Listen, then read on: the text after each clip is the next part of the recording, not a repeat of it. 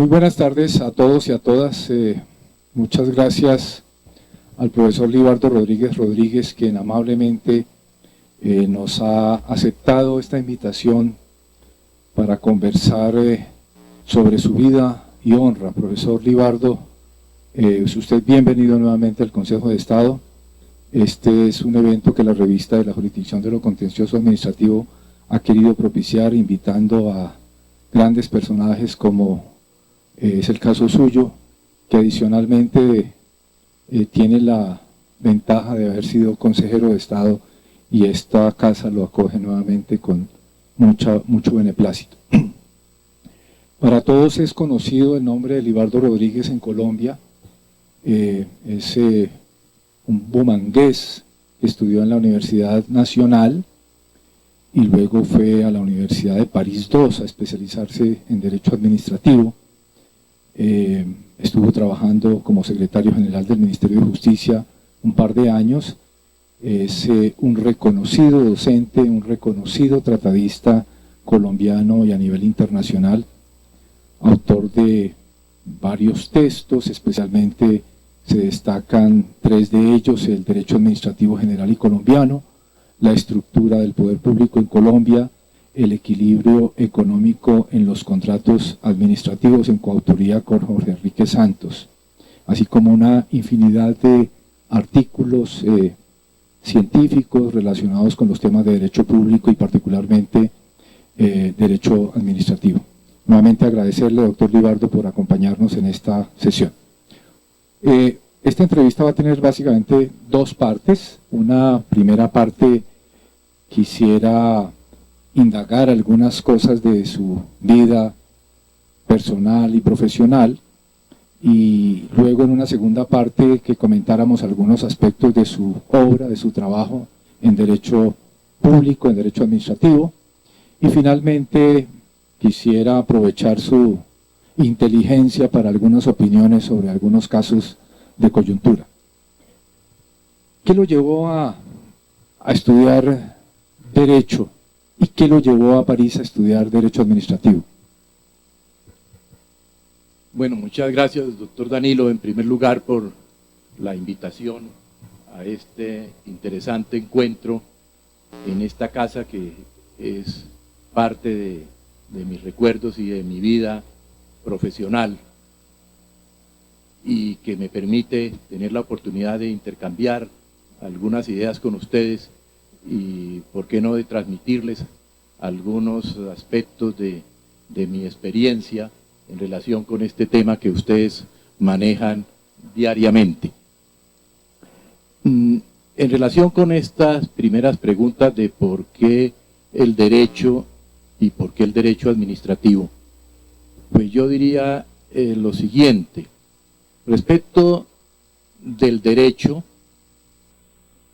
porque durante toda mi preparación en la educación media tuve afinidad por las ciencias sociales, y a pesar, curiosamente, de que en alguna orientación, algún ejercicio de orientación profesional que nos hicieron en el colegio, aparecía también muy bien ubicadas las matemáticas, la realidad era que me sentía mucho mejor con los temas de ciencias sociales, y por eso decidí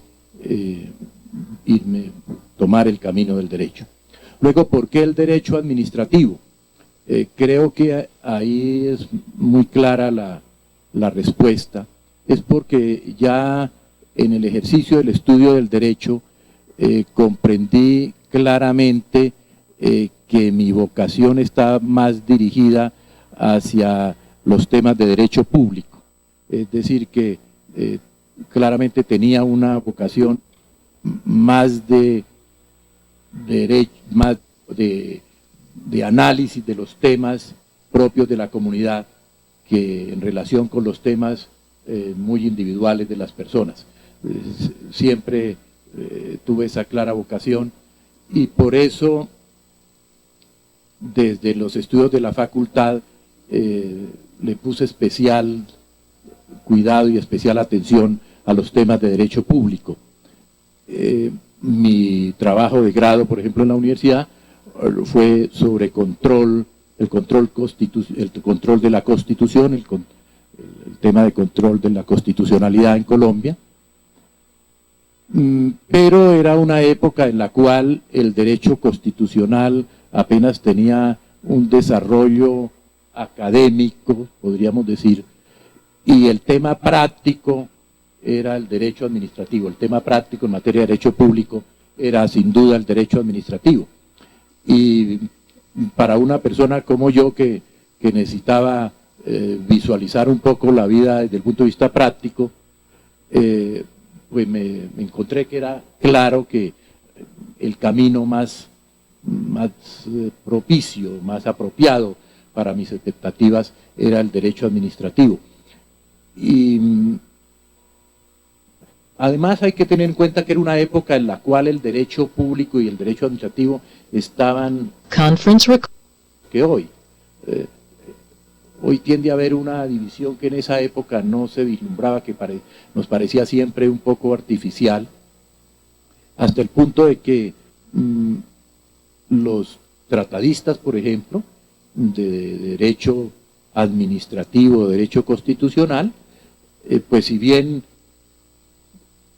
publicaban obras sobre una de esas dos disciplinas, pues también ejercían claramente la otra disciplina hermana.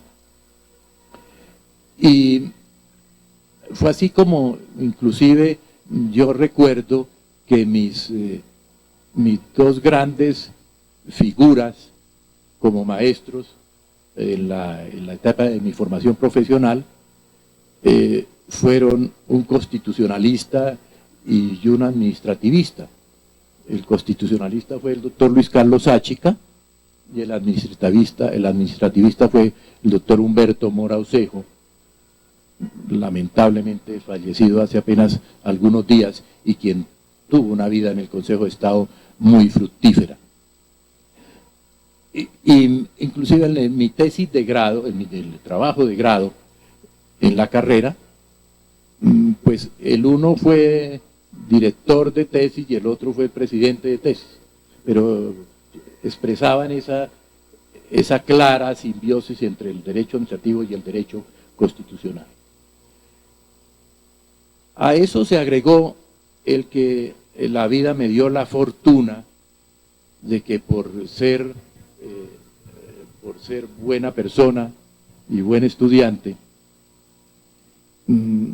tuve éxito académico en materia de evaluaciones y existía en ese tiempo una beca que dejó de existir poco tiempo después y que es muy difícil encontrarla ya en estas alturas de la vida y de la vida del Estado, que era una beca que existía en la Universidad Nacional para los mejores alumnos de cada carrera.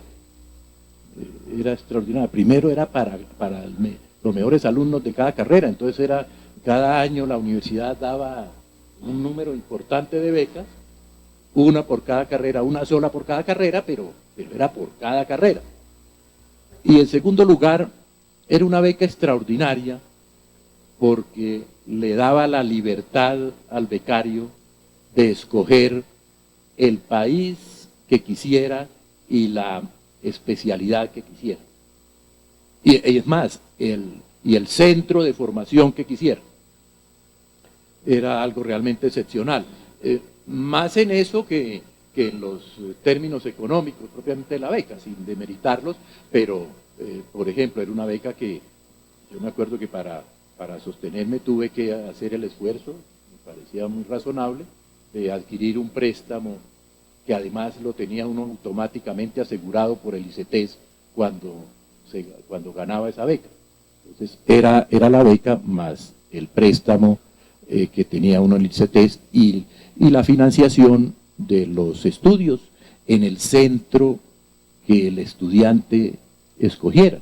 Podría ser en Harvard con todo lo que cuestan las universidades americanas, o podría ser en Francia, como lo hice yo, donde la educación universitaria casi que no cuesta, realmente. Pero entonces, como tenía esa vocación por el derecho público, pues escogí Francia, que era la meca del derecho público, del derecho administrativo, que estaba empezando a tener auge en Colombia. Y digo está empezando a tener auge en Colombia, porque era una época en que todavía se vivía el auge tradicional de las ramas tradicionales del derecho civil, el derecho comercial, el derecho penal, el derecho laboral, y el derecho administrativo era un poco exótico, realmente, pero comenzaba a tener buenas expectativas. Entonces todo eso se acumuló para escoger claramente la decisión de a utilizar esa beca en el campo del derecho administrativo, en Francia, que era sin duda la meca que se reconocía en el derecho comparado respecto del derecho administrativo, y esa oportunidad de los estudios en Francia, pues indudablemente que terminó de marcar mi vida respecto de la vida profesional, porque me ubicó definitivamente en el derecho público y más concretamente en el derecho administrativo.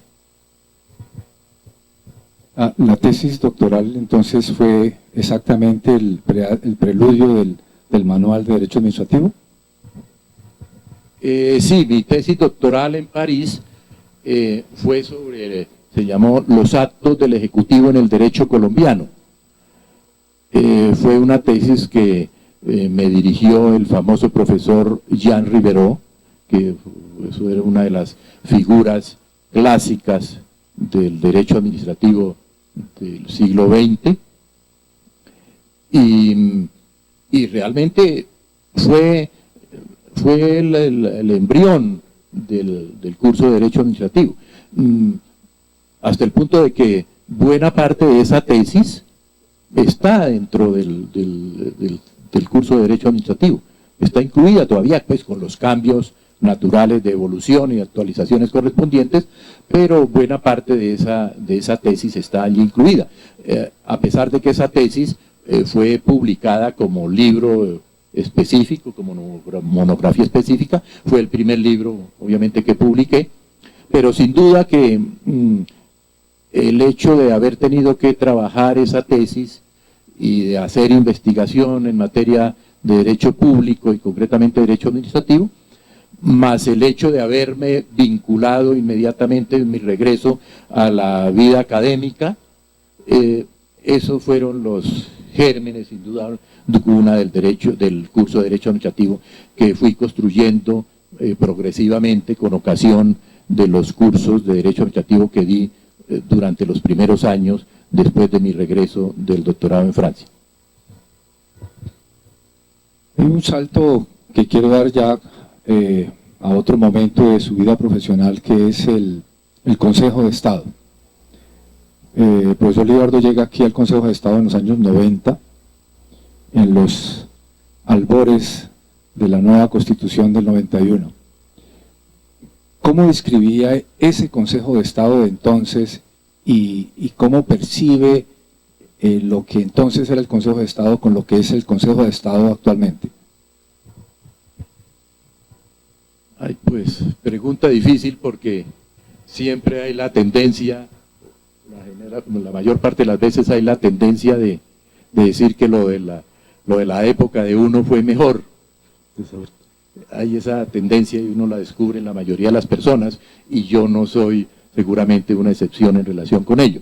Bueno, yo quisiera decir que yo llegué al Consejo de Estado en un momento en que la llegada al Consejo de Estado provenía claramente de tres fuentes. Me parecía que era muy claro donde yo llegué, que era de una parte los magistrados de los tribunales, en segundo lugar los profesores, y en tercer lugar los litigantes. Yo diría que predominaban los dos primeros grupos. Los litigantes, casi que uno diría que tendría que ser un litigante muy destacado, pero no solo como litigante, sino que generalmente era un litigante que combinaba, como sucede con frecuencia, esa labor del litigio con la labor docente. Entonces era tanto litigante como profesor. Pero de pronto eran personas más conocidas como para ese tercer grupo como litigantes que como profesores, mientras que el segundo grupo eran los típicos profesores. Y la realidad fue que yo creo que llegué al Consejo de Estado, siempre lo tuve claro, dentro del segundo grupo. Yo no tuve actividad jurisdiccional previa, realmente, y llegué dentro del segundo grupo porque pues me fui ya haciendo alguna producción en ese tema. Es así como además del primer libro que mencioné, que fue la tesis de doctorado en París, el siguiente libro fue el curso de Derecho Administrativo, cuya primera edición debió ser tal vez del año 80, si no estoy mal, 81, 82 tal vez. Y yo llegué al Consejo de Estado en el año 99. En el año 90. En el año 90, sí. En el año 89-90, es decir, me acuerdo que mi proceso de elección comenzó a finales del año 89 y me eligieron a comienzos del año 90. Es decir, que en ese momento yo era un relativamente joven administrativista que tenía un curso, el texto yo creo que debería estar por ahí en la tercera edición, cuarta edición de pronto, ¿no? Creo que una tercera edición, diría yo, que estaría en ese momento. Pero además, pues ya tenía una actividad académica de conferencias, y en virtud de eso, pues me fui haciendo conocer en el medio, de tal manera que el Consejo de Estado, digamos, ya era un medio, por lo menos humano, relativamente conocido por mí, en la medida en que los consejeros o habían sido profesores míos, o ya éramos de alguna manera colegas en temas de participación en seminarios, sobre temas de derecho administrativo, etcétera, de tal manera que así se dio mi elección como consejero de Estado. Usted me preguntaba cómo ve al Consejo de Estado actual frente a ese de mi época. Pues yo diría que tengo que reconocer que hago parte de ese gran grupo de nostálgicos que dicen que lo mejor, lo de mi época fue un poco mejor, con gran respeto y con gran reconocimiento, pero yo creo que se debe a unas circunstancias propias de la evolución de la vida, no creo que solo del Consejo de Estado, sino de la vida institucional del país. Para decirlo de alguna manera, me parece que en esa época había una mayor claridad y definición y delimitación entre lo judicial y lo político. Ahí creo que ha habido un movimiento que yo cada día me convenzo de que no ha sido positivo, y creo que los últimos hechos, los últimos años han ido mostrando que eso es así. Porque para decir algo, para darle el eje, si que se quiere, desafortunadamente espero que sea una etapa de la entrevista simplemente parcial, que estamos en lo personal solamente, y entonces me veo en la necesidad de referirme a las experiencias personales. Pero, por ejemplo, yo tengo claro, yo no tuve que hacer campaña para ser elegido consejero de Estado. Era claro. Y me quedó claro que durante el tiempo en que yo fui consejero de Estado, digamos que la mayor parte del tiempo, porque creo que me alcanzó a corresponder una última etapa en que esos aspectos empezaron a cambiar. Durante la mayor parte del tiempo que yo estuve, no era necesario hacer campaña en el Consejo de Estado para ser elegido. Me parece que ahí hay una diferencia fundamental. Y además que yo siempre le he expresado y le expresé desde que era consejero de Estado y empezó a darse esa circunstancia, yo la expresé en público y en privado, que me parecía que ese no era un buen camino. No quiero decir que nadie hiciera campaña.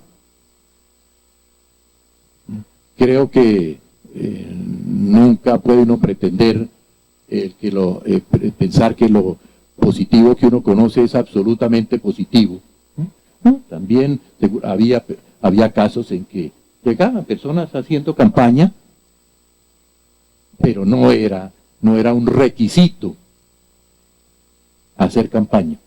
Era una gran diferencia que se sentía y sobre la cual se era consciente entre los cargos políticos y los cargos judiciales. Se tenía claro que para los cargos políticos no era necesario hacer campaña. Una anécdota que quiera compartirnos de esa época de consejero de Estado. Bueno, pues yo mencionaría dos rápidamente, ambas relacionadas con el último tema que toqué, un poco esa separación entre lo político y lo judicial. La una es que, a pesar de que, como mencionaba, soy consciente de que me correspondió una primera etapa claramente en ese sentido, como criterio general, sin negar que hubiera excepciones. Al final de mi periodo me tocó vivir y sentir un proceso en ese cambio, en virtud de que algunos miembros del Consejo de Estado decidieron que esa visión y esa separación en principio absoluta entre lo judicial y lo político no era lo conveniente.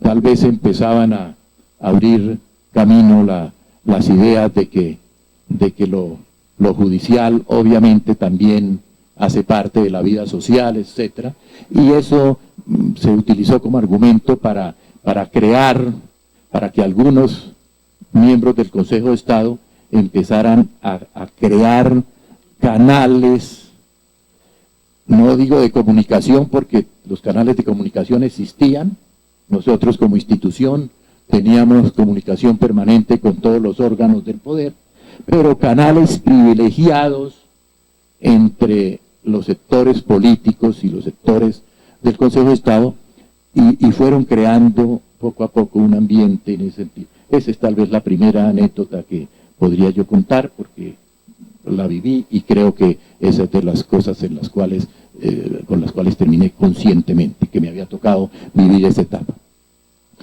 Y otra anécdota más específica, pero muestra de lo mismo.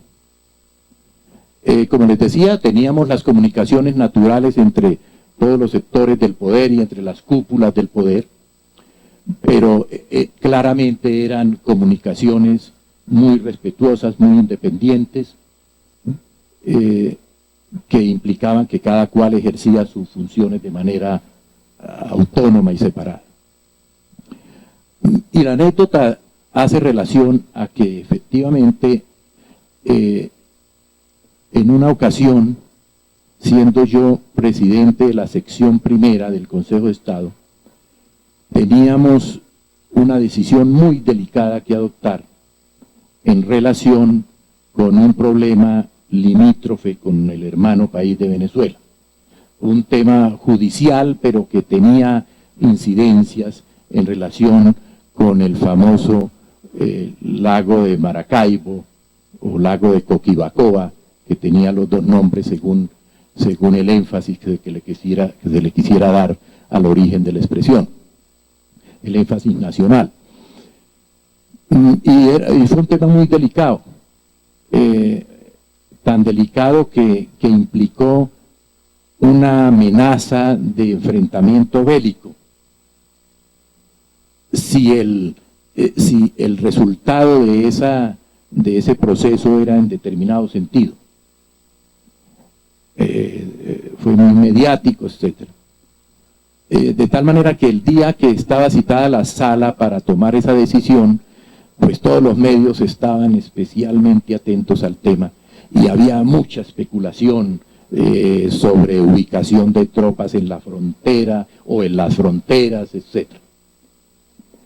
Pues hasta el punto de que la anécdota consiste en que el presidente de la República de esa época, o que mejor lo digo de la siguiente manera, en que fue la única ocasión en que recibí una llamada del presidente de la República, pero no para decirme algo, o mejor, con la advertencia previa al inicio de la llamada, de que me llamaba no para tratar de influir en la decisión, sino para pedirme un favor en relación con el resultado de la decisión, consistente en que como yo era consciente y quería que le transmitiera ese mensaje a los demás miembros de la sección, el tema estaba tan delicado que podía producirse una situación trágica en relación con la decisión que fuéramos a adoptar. Y que entonces eso lo había llevado a él a hacer esa llamada.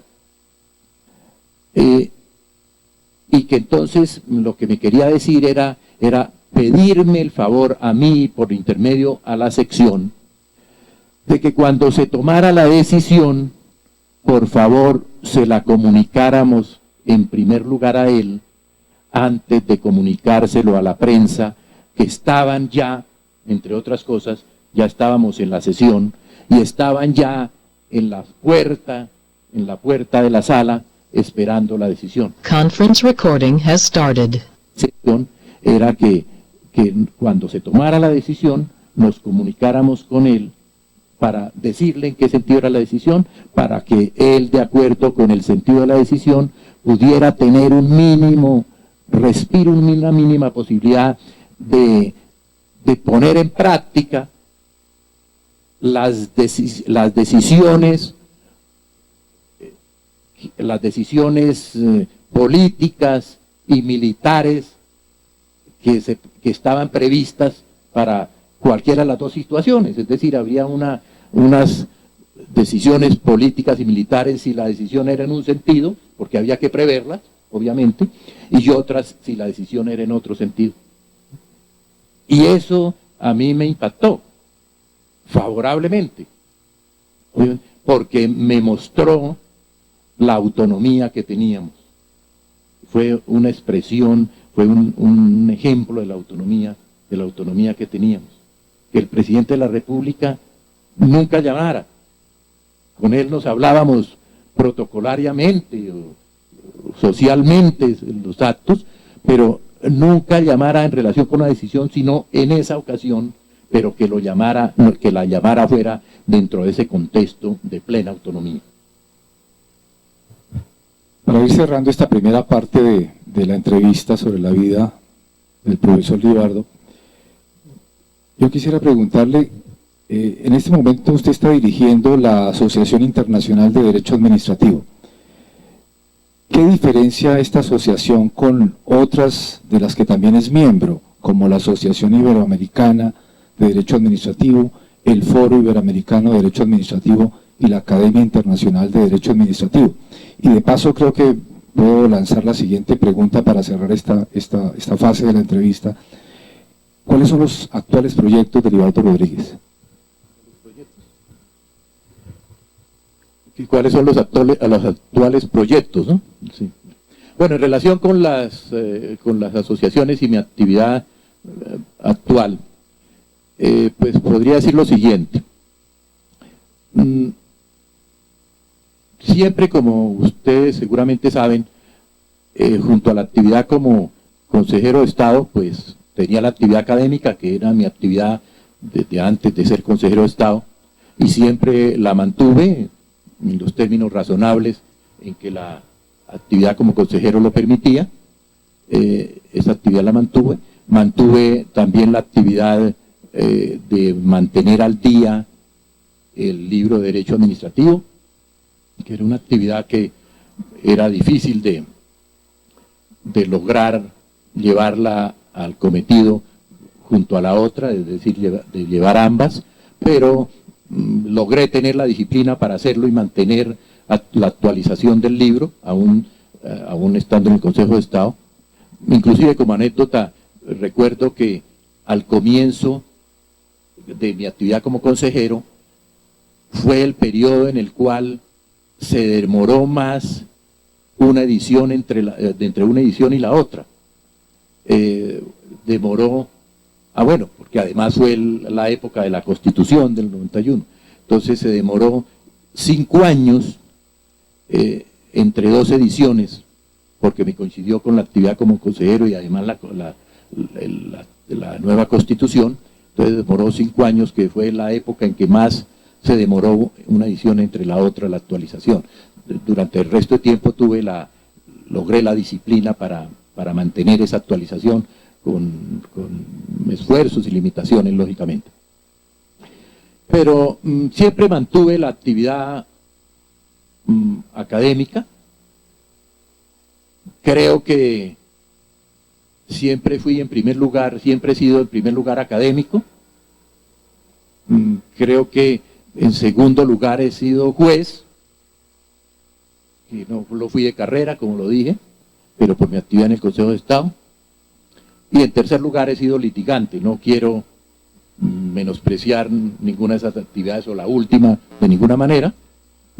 Además no puedo menospreciarla porque creo que es la que me ha permitido sobrellevar la vida. Por ejemplo, esta última en que me he podido dedicar más tranquilamente a lo académico. Esa dedicación tranquila la he podido hacer gracias a la actividad como litigante, especialmente, de tal manera que estoy refiriéndome a mis predilecciones personales, pero no implica hacer una gradación de las 3 actividades. Pero para mí ha sido primero la actividad académica, luego creo que tengo la mentalidad de juez y en tercer lugar la mentalidad de litigante. Entonces, cuando salí del Consejo de Estado, que yo fui del primer grupo que tuvo periodo, yo alcancé a ser elegido con el criterio anterior a la Constitución, que implicaba que la investidura era permanente, era sin periodo, pero entonces nosotros, a los que veníamos de esa etapa inmediatamente anterior a la Constitución, se nos aplicó el primer periodo. Y entonces yo terminé el primer periodo y salí a la vida profesional, a la vida del litigio, por una parte, pero continué con la vida académica. Y me dediqué en buena parte a la vida académica. Definí como decisión personal llevar las 2 actividades, la académica y la profesional, pero inclusive con la decisión clara de mi parte de darle prioridad a la vida académica. Y así lo hice, y coincidió con una época en que ya me había ido consolidando un poco desde el punto de vista de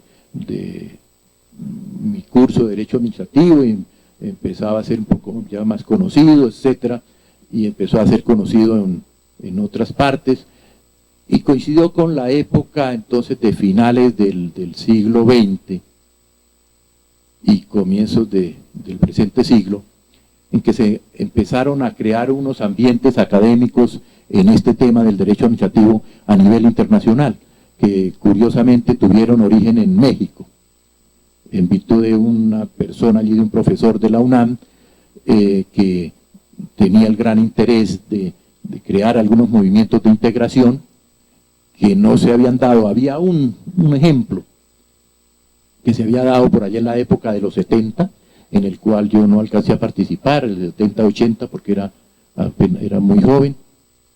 Se había dado un primer ensayo de integración de profesores de América Latina, que tuvo unos grandes exponentes. Ese primer ensayo estuvieron Juan Carlos Casañe y Agustín Gordillo de Argentina, Jaime Vidal Perdomo de Colombia y Álvaro Tafur también de Colombia, Alan Bruber Carías de Venezuela, un autor muy reconocido de Costa Rica y un chileno, pero no duró muchos años ese ensayo, desafortunadamente.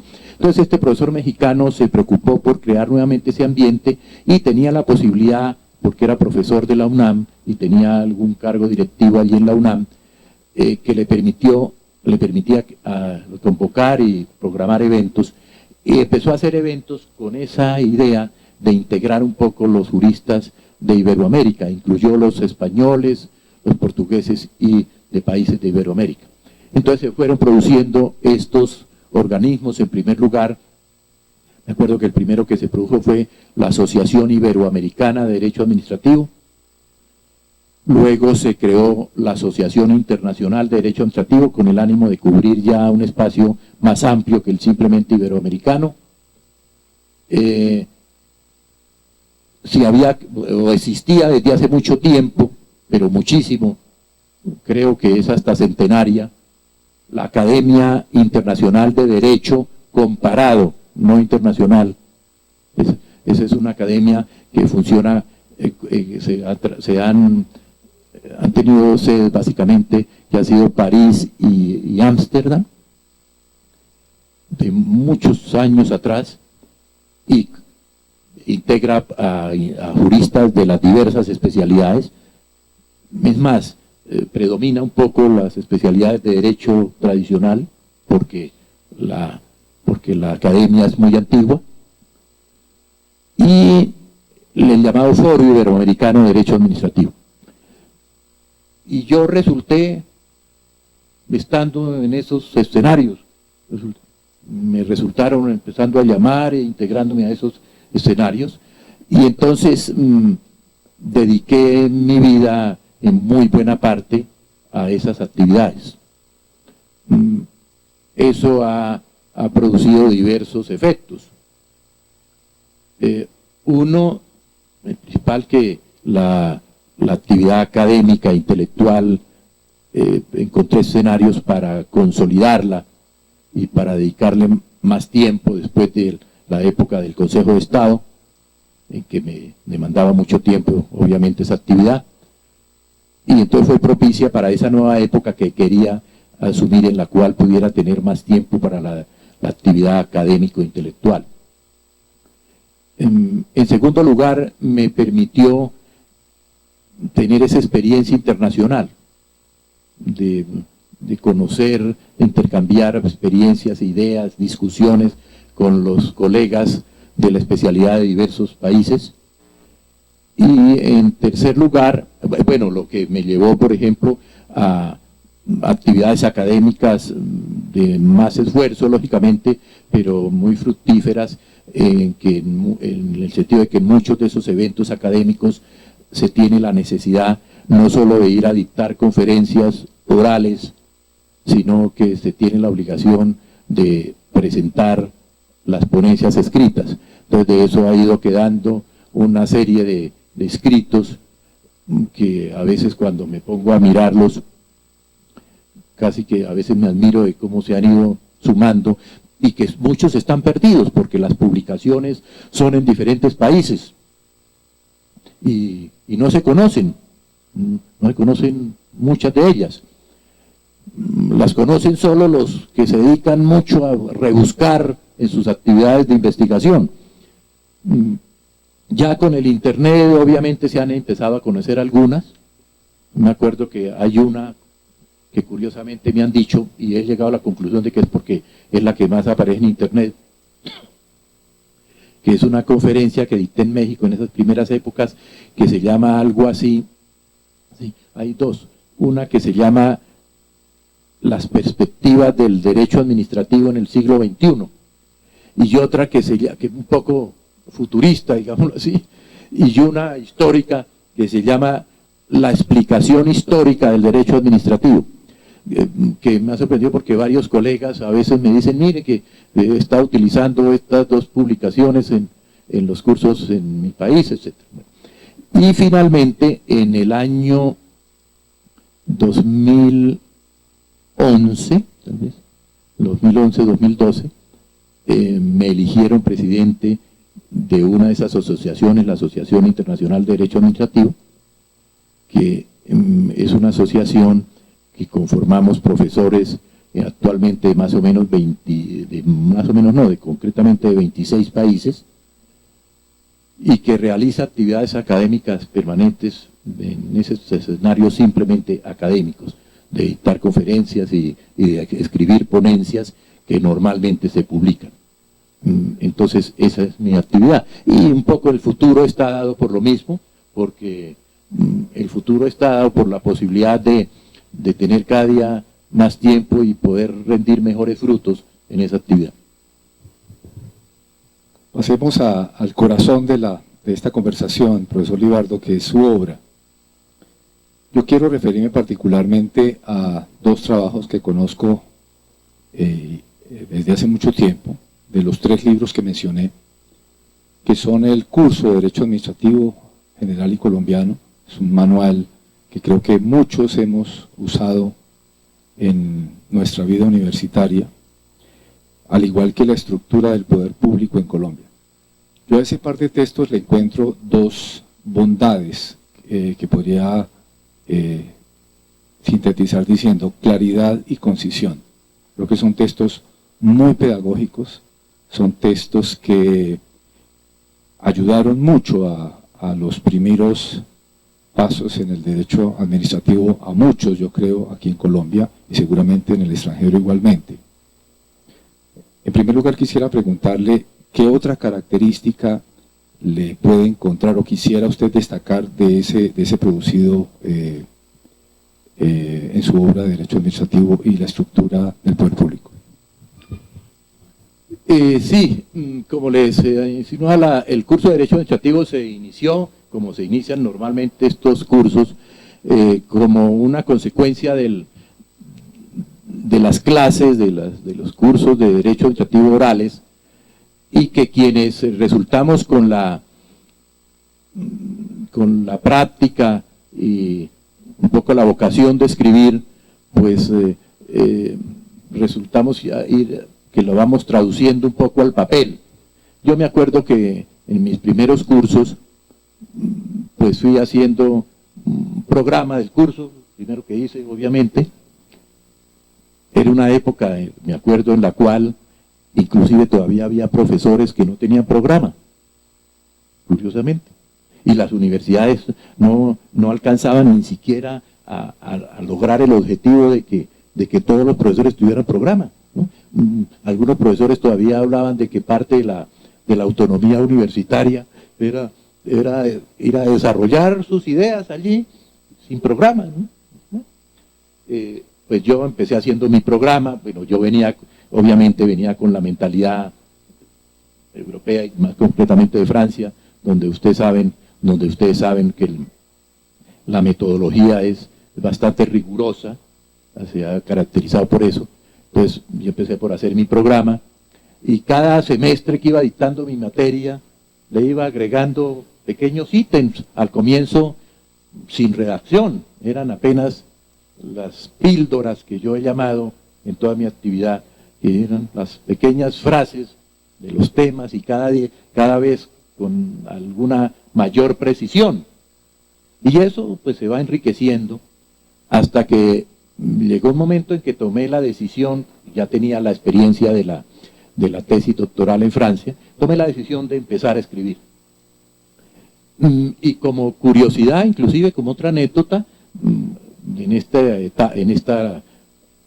tema del manual, lo primero que salió es una edición desconocida, que inclusive no está contada en el número de ediciones. Hay 2 ediciones que no están contadas, la primera, después les menciono la otra. La primera fue una edición que se hizo en la ESAP, en la Escuela Superior de Administración Pública, que eran mis apuntes, un poco con la técnica que todavía se utilizaba en la época. Había una cosa que llamaba el stencil, que era una especie de era la técnica anterior a la fotocopia. Muchos de ustedes dirán, mejor dicho, eso sí, lo más antiguo que nos podemos imaginar, porque si era anterior a las fotocopias, era una técnica de reproducción como mecánica, digamos, de las hojas, que se escribían a máquina y se reproducían mecánicamente en una pequeña máquina. Bueno, allí se hizo, porque yo era profesor en la ESAP también, y entonces me ofrecieron que hiciera eso, y entonces yo ya me dediqué a redactar, y se hicieron 2 pequeños volúmenes, que inclusive se llamaron como se mantienen las 2 grandes partes del libro: la administración, el primer volumen, y la actividad de la administración, el segundo volumen. Esa primera edición allí está apenas en las bibliotecas. Yo conservo una, pero inclusive algún alumno alguna vez me ayudó, porque tenía el segundo volumen que yo no lo tenía, que se fue perdiendo. Allí hubo esa primera expresión y se fue, y luego pues cada semestre la iba enriqueciendo un poco más, hasta que pues ya en algún momento la editorial Temis decidió que le gustaría publicar eso, que le interesaba publicar eso, y se empezó a publicar. Creo que fue en el año 81 o 82 la primera edición. Esta de la ESAP debió ser por ahí como el año 80 o 79, por ahí. Bueno, entonces eso fue creciendo y fue creciendo. Para ayudarle al análisis crítico de una obra como esa, yo me acuerdo, y cuando hoy miro las evidentes ediciones, pues efectivamente, por ejemplo, las primeras ediciones eran lo que algunos han llamado, un poco despectivamente, eran muy afrancesadas. Y claro, pues porque yo venía de la formación francesa, y pero además es que el derecho administrativo era francés, y continúa en muy buena parte siendo francés. Digamos que ya no tiene el gran predominio que tuvo en esa época, se ha ido distribuyendo. Creo que hasta nosotros mismos ya hemos ido progresando un poco, pero el derecho administrativo era fundamentalmente francés, como el derecho penal era fundamentalmente italiano, y el derecho comercial era fundamentalmente anglosajón. ¿Sí?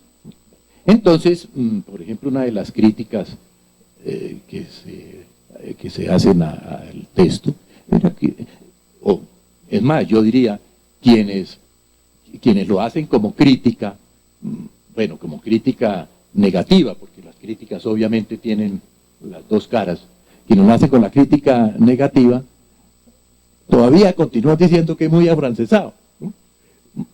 Pues bueno, yo les quisiera comentar, como dentro de este análisis de la evolución de la obra, pues que, por ejemplo, yo ante esa crítica ya me sonrío un poco yo mismo, pero me sonrío muy prudentemente, obviamente, y muy modestamente, porque generalmente llego a la conclusión, cuando escucho alguna crítica, ya desde hace algún poco tiempo para acá, que quienes la utilizan se quedaron apenas mirando las primeras ediciones. Entonces me doy un poquito esa tranquilidad, porque cuando yo miro las ediciones más recientes, pues, y las comparo con la primera, en la cual, para decir algo, las citas eran básicamente de derecho francés y derecho colombiano. Y de derecho colombiano, desde el primer libro, yo he sido un gran citador de mis colegas colombianos. Pero eran básicamente las citas de derecho administrativo francés y derecho administrativo colombiano. Cuando uno mira las ediciones, la edición actual, no la última, que todo eso es un proceso muy lento,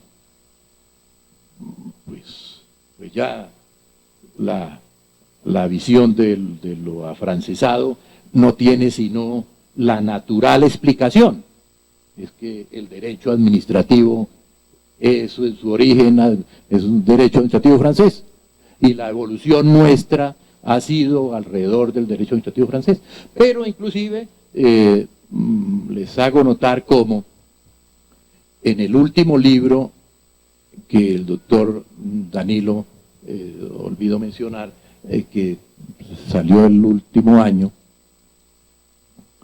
con ocasión del centenario de la creación de la jurisdicción administrativa, y que se llama 100 años de jurisdicción administrativa y derecho administrativo en Colombia, pues ya decidí dar el paso de publicar algo, pues, que lo había venido publicando parcialmente en esos escritos que les mencionaba de ponencias específicas para eventos, pero ya aquí quise hacerlo más sistemáticamente, y en ese libro hay un acápite dedicado a las diferencias del derecho administrativo colombiano con el derecho administrativo francés, que yo había venido reflexionando y detectando, y entonces ya quise mostrarlas de manera sistemática, y me parece que ya son importantes. Sigue teniendo una gran reflexión alrededor del derecho administrativo francés, como en la mayor parte de los países. Yo últimamente he estado bastante vinculado al derecho administrativo español, y algunos, por ejemplo, dicen, no, ya el derecho administrativo francés no es el gran orientador, es el derecho administrativo español. Yo no estoy muy de acuerdo, y yo vivo un poco el derecho administrativo español. Lo vivo bastante porque estoy viviendo bastante de mi tiempo en España.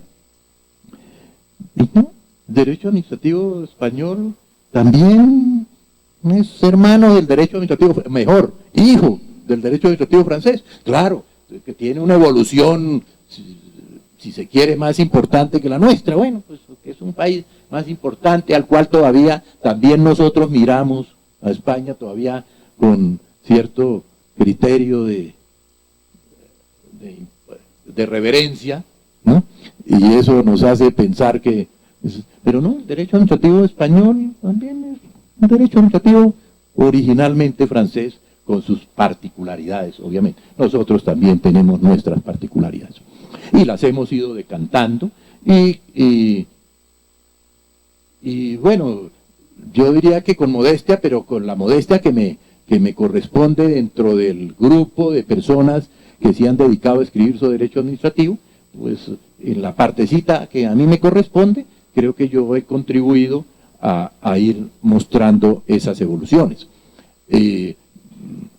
Ya en mi libro encontramos hasta referencias, muy pocas todavía, obviamente, pero ya he ido haciendo referencias para llamar la atención sobre las diferencias con el derecho administrativo anglosajón, por ejemplo. Entonces, digamos, eso es lo que yo destacaría un poco en esa evolución, que ese es un libro, evidentemente, que ha evolucionado bastante. Pues quisiera decirles, por ejemplo, que en relación con el otro libro principal que usted menciona, que es el de la estructura del poder público en Colombia, pues pasa lo mismo. Cuando se mantiene la actividad, claro, cuando se mantiene esa disciplina, es un desarrollo casi natural. Ese tema proviene de un artículo de revista en una revista de la Universidad de Santo Tomás. en los años 70 y algo, 78, 79. Una revista muy pequeñita ella, y entonces por consiguiente un artículo muy pequeñito dentro de la revista. Yo creo que tendría 10 páginas, de acaso, ¿no? De tal manera que era la estructura del poder público de Colombia. Pues, ¿qué podría ser? Casi que un pequeño esquema de títulos alrededor de ese tema. Pues ese libro muy descriptivo, yo mismo diría muy simplista, pues es un libro que a muchas personas les gusta porque les resuelve un tema básico, inclusive no a juristas, sino es un libro que les sirve mucho a personas que por alguna razón, sea académica, porque estudian carreras en las cuales, por ejemplo, tienen alguna materia que les implica conocer de alguna manera el Estado, así sea superficialmente, o personas en su actividad profesional que requieren conocer, comprender un poquito más la mecánica del Estado, les sirve. Pues es un libro que ha venido ampliándose y ampliándose, a pesar de que continúa siendo muy descriptivo. Bueno, con el tiempo fue apareciendo un capítulo conceptual, que es el primer capítulo de fundamentos, pero en la gran esencia del libro, es un libro que siempre fue y continúa siendo muy descriptivo. El de administrativo, yo diría que la visión que uno puede encontrar de este libro es que tiene muchos más elementos, cada día más, de derecho comparado, por lo menos desde el punto de vista de información, porque no se alcanza ni mi disciplina, ni mis facultades, ni mi tiempo me han alcanzado para hacer un tratado que me permitiera ampliar de tal manera los temas que pudiera incluir allí muchas reflexiones. Entonces hay unas cuantas, muy pocas reflexiones. Yo llamaría la atención que en ese libro hemos utilizado una técnica que me parece que ha contribuido a enriquecer un poco su contenido, que es el del CD anexo, que proviene algo así como desde la 10ª edición. Ese CD, que muchas veces las personas simplemente cuando lo ven creen que es la expresión elemental de los computadores, que es tener el libro en un CD, entonces tenerlo en papel y tenerlo en un CD, pues resulta, desde el comienzo no fue esa la idea, y no lo es.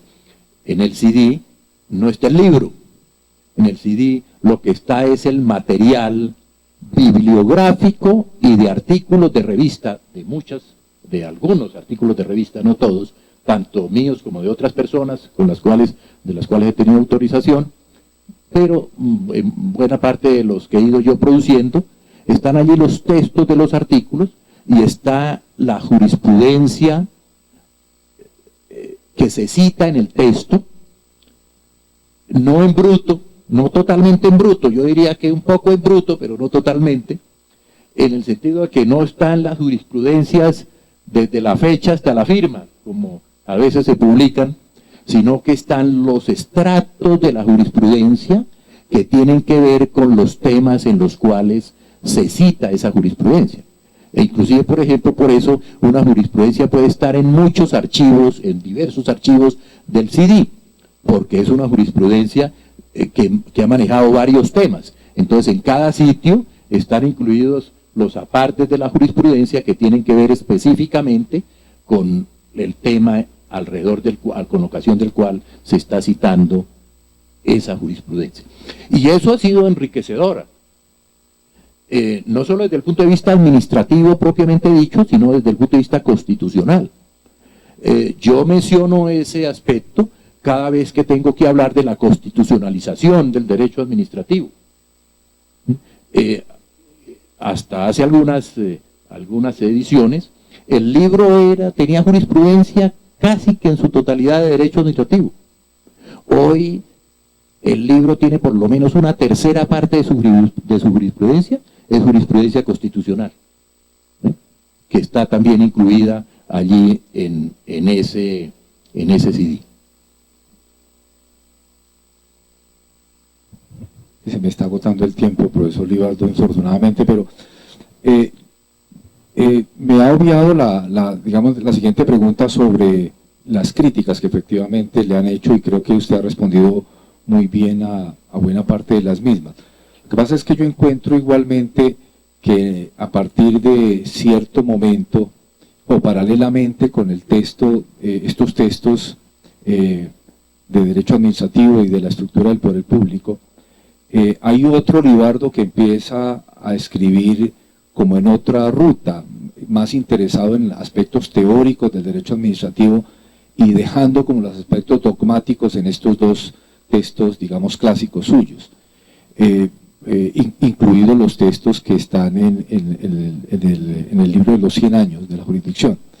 Déjeme mencionar a manera de ejemplo uno de los textos que usted generosamente nos ha donado para la revista y que saldrá en la siguiente número, que es este texto sobre la globalización y la transnacionalización del derecho administrativo.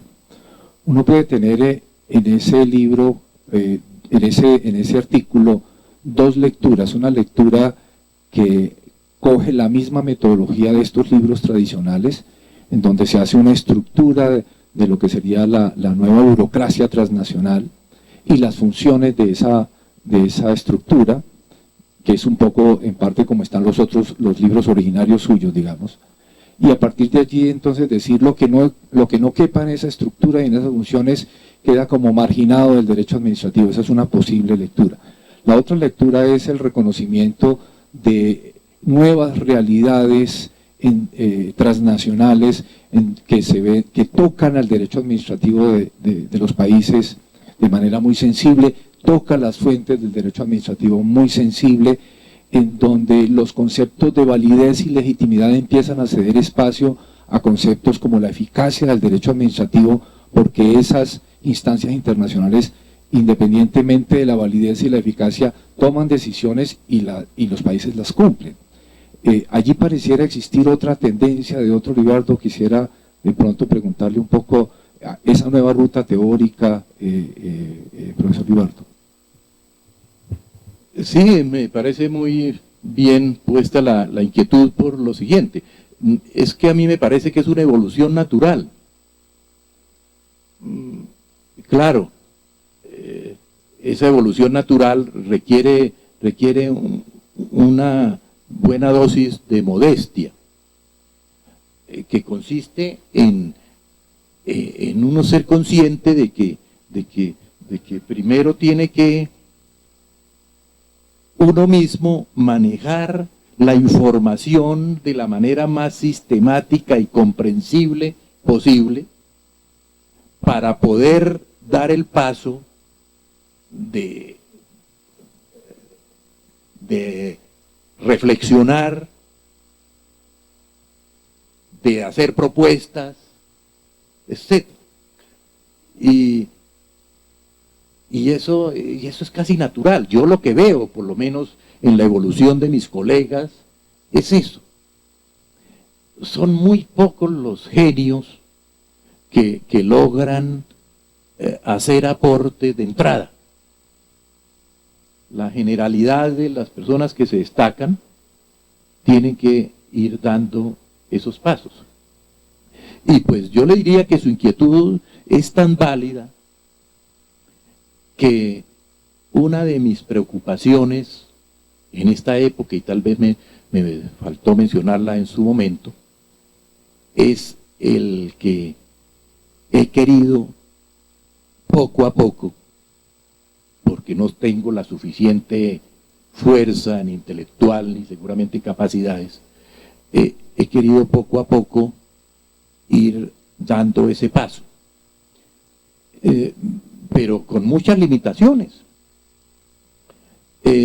La primera gran limitación es porque esas publicaciones que uno podría entonces, si se quiere calificar de informativas, se le vuelven a unos compromisos sociales, casi que sociales y académicos, ¿sí? Y lo esclavizan a uno en cierta forma, en el sentido de que cuando se demora uno como en actualizar esos textos, pues empiezan a hacerle insinuaciones como que uno ya hasta ahí llegó, como que ya no fue capaz de hacer nada más. Entonces siente uno siempre la preocupación de que, bueno, si yo tomé este camino, tengo que cumplir este objetivo de mantener actualizado esos textos, porque si no, pierden valor, ¿no? Bueno, y porque además es el camino que uno ha adoptado. Y entonces ahí hay una limitación, pero efectivamente una gran inquietud intelectual mía es lograr quitarme esa especie de cadenas a los textos y poder elucubrar alrededor de los temas con mayor libertad. Entonces, ese texto del derecho administrativo global, que inclusive tiene un calificativo en su mismo título que quiere mostrar el impacto de eso, que consiste, el título es el derecho administrativo transnacional o global, : un nuevo capítulo del derecho administrativo, porque efectivamente no hay textos en que haya capítulos sobre el derecho administrativo global. Ese es un tema casi que, bueno, obviamente en el Consejo de Estado ya se maneja por la convencionalidad y por los temas del derecho andino, pero todavía es un poco inconsciente, no hay un manejo sistemático de esos temas. Entonces, este tema se está empezando a manejar, es un tema que está empezando a manejar con criterio sistemático en los ámbitos académicos del derecho administrativo. Es un tema de hace menos de 10 años. Es decir, por ejemplo, el primer evento que yo conozco sobre el tema fue un evento en Monterrey, en México. Yo creo que no hace más de unos 7 años realmente, cuyo objetivo fue tomar un artículo, ni siquiera un libro, que hicieron 2 norteamericanos sobre el tema, que era todavía muy exploratorio, era como para poner sobre el tapete ese tema nuevo. Entonces ese tema a mí me llamó la atención y lo he venido empezando a trabajar, pero eso es tema de unos horizontes indefinidos. Entonces, este trabajo lo que busca es, en primer lugar, hacerlo lo académicamente necesario para comenzar, que es poner las bases de las instituciones. Es decir, miren esto que está pasando en el mundo, ya no en el derecho administrativo de cada país, sino en el mundo. Y miren, ahí viene la primera reflexión, pero es una reflexión que modestamente no he alcanzado a dar más pasos, que es la reflexión de demostrar unas inquietudes sobre los problemas que eso trae, con un mensaje, que es decir, miren, a quienes les guste estos temas y tengan la vocación de investigar y de escribir, pues aquí tienen unos temas, no esperen que una persona como yo pueda dedicarse a resolver todas esas inquietudes, porque es imposible humanamente, por lo menos para mí. Entonces aquí hay un marco de temas muy importantes.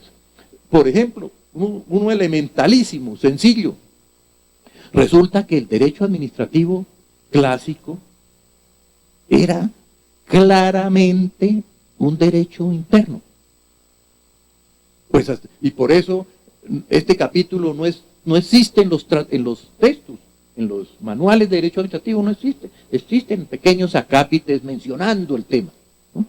Pero no existe como capítulo. Bueno, pues este trabajo está publicado precisamente es en un libro, en un texto, en un manual de derecho administrativo que se publicó en homenaje a un profesor mexicano como manual. Es un libro homenaje, pero hecho con el sentido de manual para los estudiantes mexicanos, y plural, es decir, cada capítulo se le dio a una persona diferente, mexicanos, porque era un manual de derecho administrativo mexicano.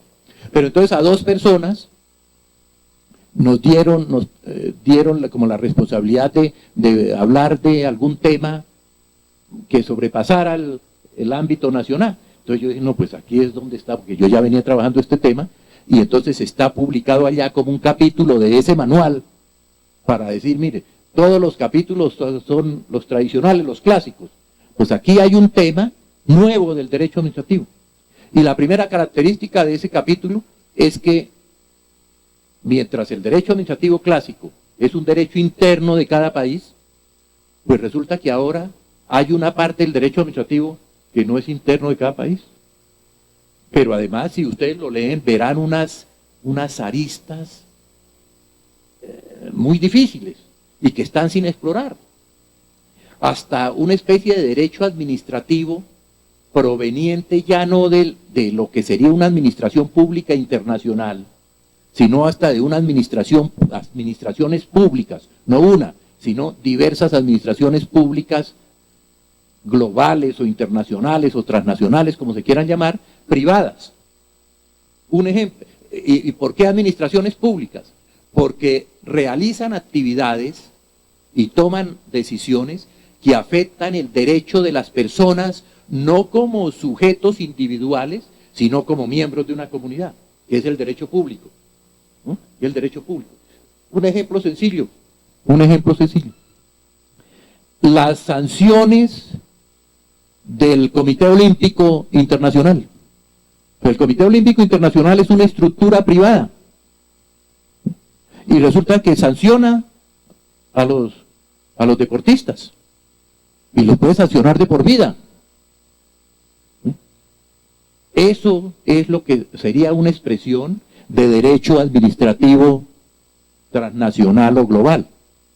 Pero claro, con unas grandes interrogantes. ¿De dónde proviene la legitimidad, por ejemplo, para adoptar esas sanciones? Para que a mí como atleta el Comité Olímpico me sancione. ¿De dónde el Comité Olímpico ha adquirido esa legitimidad? Para que a mí me sancione. Pero ahí no queda la cosa. ¿Qué mecanismos tengo yo para garantizar mis derechos como persona? Como miembro de esa comunidad, que es la comunidad de los deportistas. ¿Cuáles son? Y así existen algunas reglamentaciones, pero algunas, otras no. ¿Qué tal el ejemplo de la famosa lista Clinton, en la cual nosotros conocemos, y cuando uno habla en otros países no saben qué es eso, ¿no? Y entonces cuando uno le explica, lo empiezan a entender y a ver las implicaciones difíciles de eso, pero que por ejemplo en este tema del derecho administrativo global se traducirían en lo siguiente. Resulta que yo soy ciudadano colombiano, pues obviamente con la advertencia de que eso es independientemente de la conveniencia o inconveniencia que tenga una figura de esas para luchar contra una actividad ilícita o lo que sea, independientemente de eso. Yo como ciudadano colombiano, que soy sujeto de una decisión de la lista, esa institución que se conoce como lista Clinton, que es un nombre simplemente mediático, porque ni siquiera hay una oficina que maneje el tema de la lista Clinton.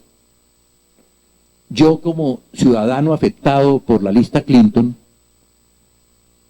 ¿cómo hago para garantizar mis derechos, los derechos que me afecten cuando esa institución, así conocida como la lista Clinton, tome una decisión en contra mía?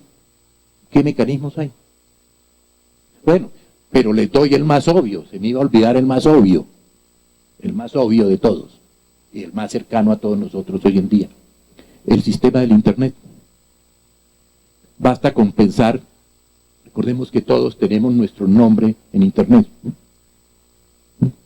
y hay unos órganos privados,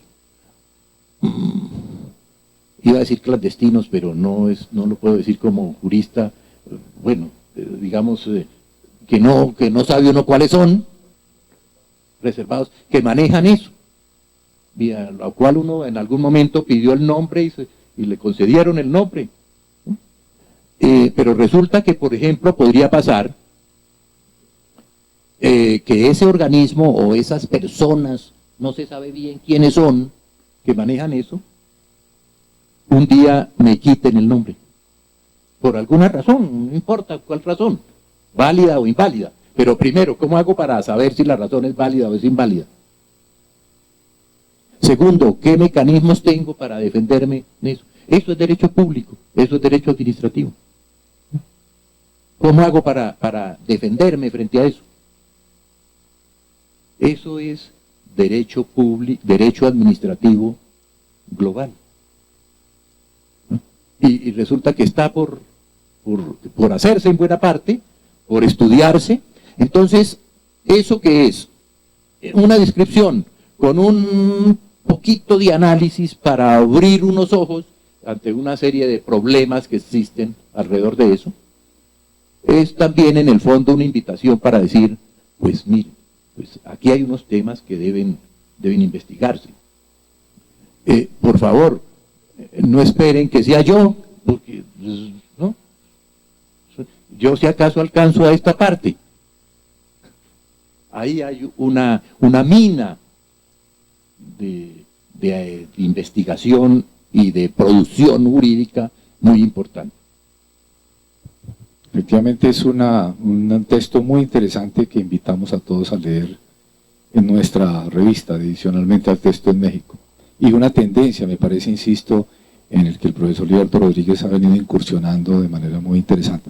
Ya para no fatigarlo mucho más, profesor Libardo, unas últimas inquietudes, ya más de coyuntura.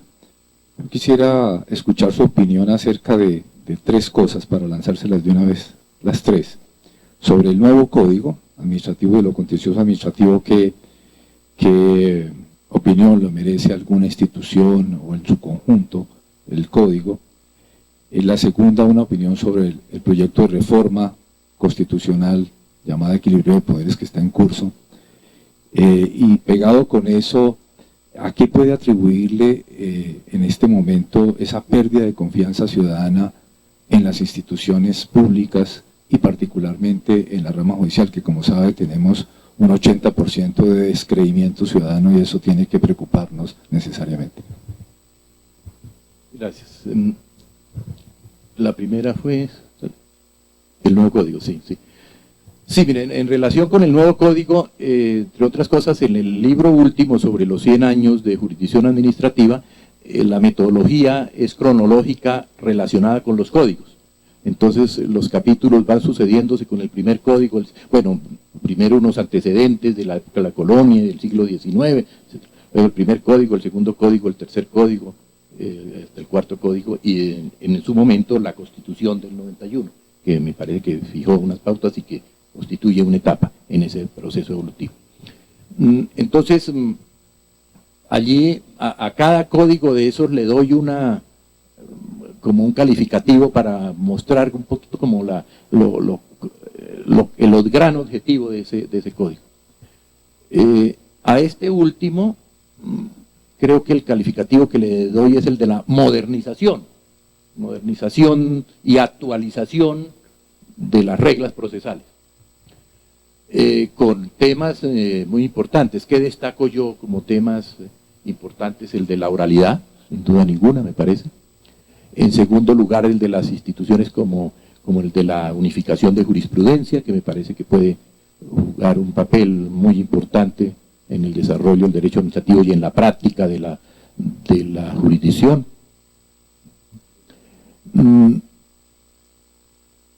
Y lo demás, yo lo veo un poco como actualización. Y lo digo así en un término un poquito como despectivo, porque a mí me parece que el momento en que se expidió el código era un momento tan importante para la actividad de la jurisdicción administrativa y de las demás jurisdicciones, pero ubiquémonos en la nuestra, que el tema del nuevo código fue un desgaste frente a la necesidad de afrontar otros problemas más importantes de la jurisdicción. Entonces, reconozco el valor del código por algunas instituciones nuevas y por la actualización de los procedimientos, etcétera, pero me quedó ese sabor que fue un esfuerzo. Es que expedir un código es un esfuerzo muy importante y que requiere muchos esfuerzos. Y a mí me parece que los esfuerzos era más urgente haberlos destinado precisamente a los otros dos temas, a lo que tiene que ver con los otros dos temas que usted me ha planteado. Pero entonces, digamos, para redondearlo del primer código, digamos eso, que creo que tiene unos aspectos interesantes, y claro, es un esfuerzo inclusive de solución de controversias jurisprudenciales que se habían venido dando y que refuerzan las dificultades a veces de la administración de justicia, pero que el esfuerzo, que los problemas de la jurisdicción administrativa son y eran más importantes en ese momento que el de actualizar y precisar los temas procesales. Y entonces, ligando esto con el otro problema, los otros dos problemas, el de la reforma del equilibrio de poderes y de la situación, digamos, un poco mediática, negativa de la justicia en esta época, y concretamente de la justicia administrativa, pero no es propio de la justicia administrativa, sino de la justicia en general. A mí me parece que mi experiencia práctica y luego mi experiencia como observador y como analista, que es un poco lo que yo he decidido hacer, como pensar en los problemas viéndolos desde la barrera, me ha llevado a mí al pensamiento de que los problemas fundamentales, pero además está dicho también y desarrollado un poquito en el libro de los 100 años de la jurisdicción, o un siglo creo que los dos problemas fundamentales y básicos de la justicia, y específicamente de la justicia administrativa, son dos, claro, los dos principales sobre los cuales he querido hacer énfasis principalmente, pero habrá otros. Son el de la congestión y el de la politización. Y entonces, claro, si para mí esos me parece que son los dos problemas, yo digo, todos esos esfuerzos que sé, que conozco y que reconozco para expedir un nuevo código, yo creo que hubiera sido más conveniente dedicarle a esos esfuerzos a esos dos problemas, que son los que la justicia está en mora de afrontar. Es decir, que la mora no es solo en los procesos, sino en afrontar esos dos problemas. ¿Cómo? Bueno, ni el tiempo aquí, ni las capacidades mías permitirían tener una visión muy concreta y completa de cómo lo debería afrontar. Pero me parece que, por ejemplo, lo primero que debería hacer la justicia, y dentro de la justicia administrativa, sería un autoexamen de conciencia, una autocrítica desprevenida, con un objetivo fundamental que implica desprenderse de criterios muy particulares o de caprichos o de ese tipo de cosas para enfrentarse al tema de la justicia que la sociedad quiere y necesita. Y entonces, por ejemplo, la sociedad parece claro, parece de perogrullo, que quiere una justicia más expedita. Y entonces, por ejemplo, frente a ese tema de la justicia más expedita, que no es de este momento, les quiero comentar como anécdota de la investigación que me permitió llegar al libro del siglo de jurisdicción administrativa, que descubrí esta perla, que salvo en el primer código, en todos los demás códigos, uno de los objetivos principales del código es luchar contra la morosidad. Y entonces, estoy hablando desde 1941.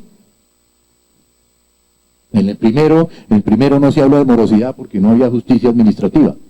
Desde 1941 en todos los códigos, uno de los fundamentales objetivos para expedir el nuevo código es la necesidad de que la justicia sea pronta y darle una respuesta a la morosidad. Entonces cuando uno ve esa preocupación y esas propuestas fracasadas, repetitivamente fracasadas en ese tema, dice, oye, esto sí requiere un examen especial. Esto no requiere simplemente repetir el disco de decir, la justicia está muy demorada, hay que hacerla más efectiva, y entonces digamos que se va a hacer más efectiva con esto, con esto, con esto y con esto. Y esperen y verán que eso la va a hacer más rápida, ¿no? Y resulta que esperan es que a los 10 años está diciéndose que no, que eso que se dijo 10 años antes no sirvió para hacerla más expedita y que está más demorada que hace 10 años. Entonces, a ese círculo vicioso hay que ponerle algún término, ¿no? Y ponerle un término no es expidiendo nuevos códigos. De pronto sí, hay que expedir normas procesales más expeditas, pero de pronto esas son puntuales. Por ejemplo, lo de la unificación de jurisprudencia. Indudablemente que es una medida puntual que debe contribuir al mejoramiento de la jurisdicción. Lo de normas especiales para la acumulación de procesos. Sí, seguramente sí. Pero no pueden ser esos aspectos puntuales el que pretenden decir, es que ahora sí la justicia va a resolver el problema de la morosidad. Porque la experiencia es dramática hacia el pasado. Y es cada día más dramático el que dentro de unos años se diga, ah no, pero esta que fulanito de tal y sutanito de tal dijeron que era la solución, miren que no. Toca hacer otro código para buscar otras medidas. Eso es un círculo vicioso, me parece, al cual hay que ponerle fin. Y una manera de buscar, de lograr visualizar un camino para ponerle fin, es hacer una autocrítica. Por ejemplo, la autocrítica de reconocer que hay que hacer esfuerzos muy importantes para resolver el problema de la mora. Y no digo que no se estén haciendo, pero no eliminar claramente la tentación que con frecuencia se escucha de argumentos para justificar la demora en los procesos. Por ejemplo, que es que no, pero es que ¿qué hacemos si cada día hay más demanda? Pues sí, pues hay que afrontar la demanda. Ese es un argumento favorable al círculo vicioso. Pues si cada día hay más demanda, cada día habrá más mora, entonces, ¿justificada? El tema de la redacción de las ponencias, por ejemplo, que no son temas legislativos. La redacción de ponencias largas, inmensamente largas, diría yo, modestamente, y seguramente las mías de pronto no son ejemplo de eso, de lo que voy a decir, pero diría uno que las ponencias largas se justifican para casos muy especiales, pero que sean por excepción. pero una ponencia para resolver un problema previo en un proceso sobre cuál código se aplica, cuál norma se aplica, si la vigente después de la demanda o si la vigente en el momento en que ocurrieron los hechos, eso debía resolverse en un párrafo diciendo que, o en dos alternativas, o en una, asumiendo la solución que se ha adoptado sobre eso, para lo cual ni siquiera hay necesidad de transcribir jurisprudencia.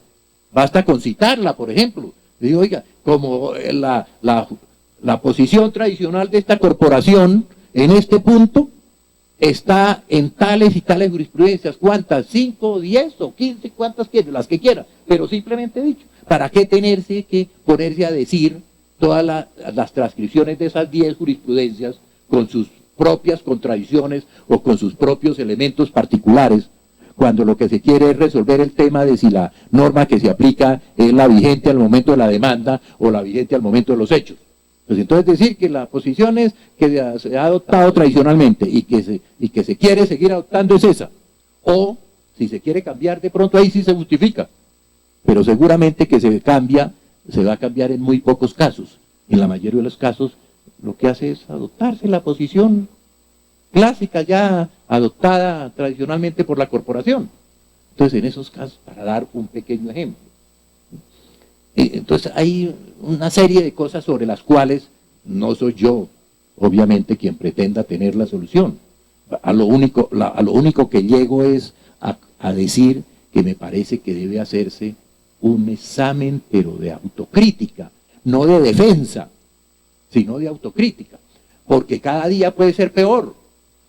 Por ejemplo, en la medida en que la visión de la sociedad es negativa frente a los órganos judiciales o hacia un órgano judicial, pues la defensa, cualquier defensa será más débil. Ya lo que hay es que buscar soluciones, no argumentos de defensa a la situación.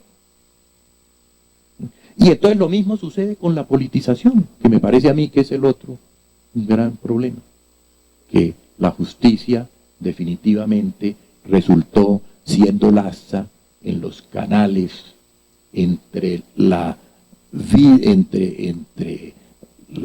temática judicial y la temática política. Se fueron creando unos canales allí cuyos resultados me parece que no han sido positivos, sino que deben ser objeto más que de crítica, en primer lugar, de autocrítica, para decir cómo dar una respuesta positiva a ese hecho negativo, porque ya es negativo el que en una sociedad los órganos judiciales tengan una apreciación de la misma sociedad muy escasa, pues eso es negativo. Entonces, a eso, más que darle explicaciones, hay que buscarle soluciones. No creo que nadie tenga la varita mágica de esas soluciones, pero me parece que el primer esfuerzo es ser conscientes de que hay que darle una solución y que la justicia debe estar como ha estado en otras épocas.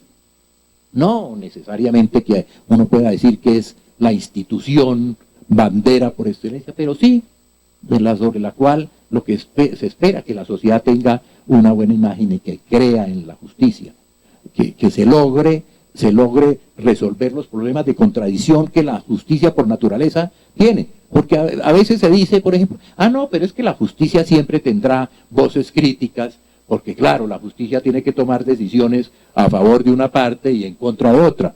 Pues esos son argumentos justificativos, pero no debería ser así. La justicia debería tener una actuación en la cual lograra estar por encima de los intereses de las partes que están en juego. Pues al fin y al cabo eso es la naturaleza de la justicia, resolver litigios con el reconocimiento de la sociedad. Y que las partes del litigio la reconozcan, digan, esa es la solución conveniente, así sea en este caso en contra mía, pero es una solución para esta sociedad que requiere soluciones que se impongan. con autoridad, pues no autoritarismo, sino con autoridad racional, académica, etc. Profesor Libardo, un libro que los abogados no deberían dejar de leer nunca. Yo creo que el espíritu de las leyes, a pesar de que parezcan hoy conservadores, ¿no? Yo creo que el espíritu de las leyes es todavía un libro que marca mucho, sea si se quiere para criticarlo, pero para ubicarse dentro del tema, de lo jurídico. Agradezcamos con un aplauso la conversación con el profesor Libardo.